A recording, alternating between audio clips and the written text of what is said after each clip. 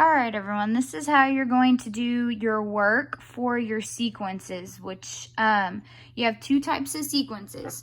You have arithmetic sequence, which looks like arithmetic, but it's not. It's arithmetic sequence, and a geometric sequence. The difference is the patterns. So a sequence is just your patterns, what your number's counting by, pretty much like in elementary school. And y'all need to look over these notes. These notes are filled in except for the answers up here. So an arithmetic sequence, they have, you either add or subtract to get to the next number. And it has to be the same between each number. So like right here, from 3 to 5, you add 2. From 5 to 7, you add 2. From 7 to 9, you add 2. It has to be the same.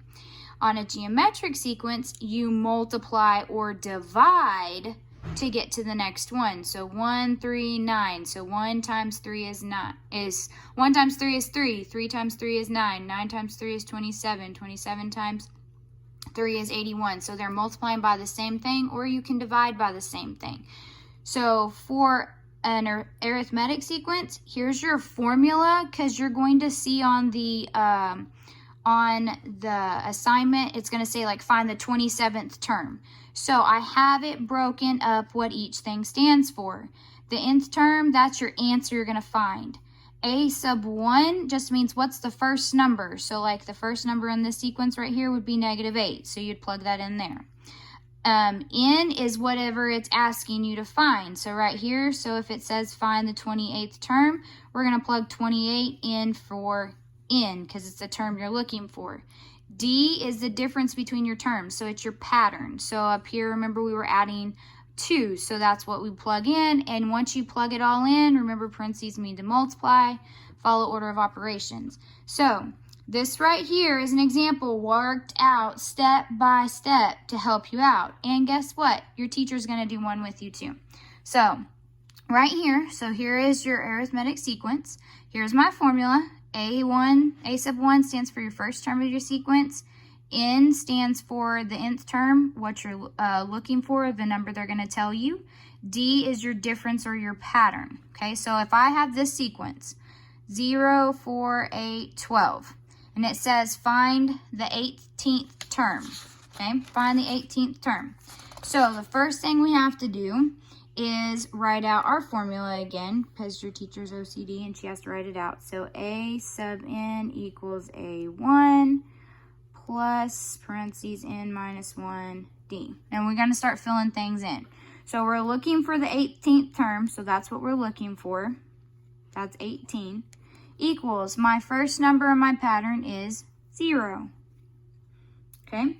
Plus, keep your parentheses, N is what they're telling you to find. So 18th term, that's your N. So we're going to put 18 minus 1. And now you have to find D. D is the difference between these. So how do I go from 0 to 4, or 4 to 8, 8 to 12? You are adding 4 each time.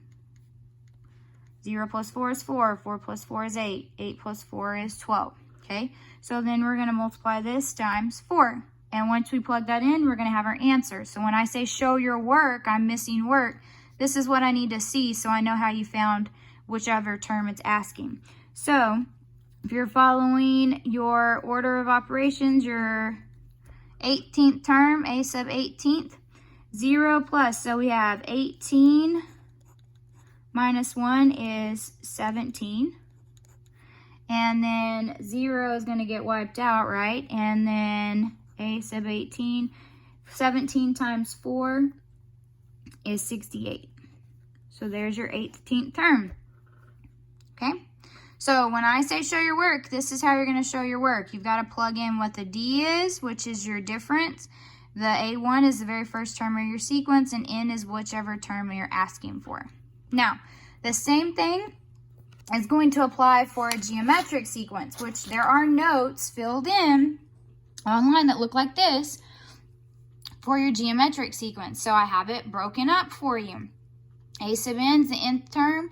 First term is still A1. Instead of a D, you use an R, which is your common ratio, which is still your pattern that you multiply or divide by with geometric. N is still the term you're looking for. So if you were working one out, here again, I have it listed, my formula. So if I have this pattern, and we're going to find the 11th term. Remember, if that term would be your n. So I'm going to write a sub n equals my a1, my formula, because this is just a plug-in thing.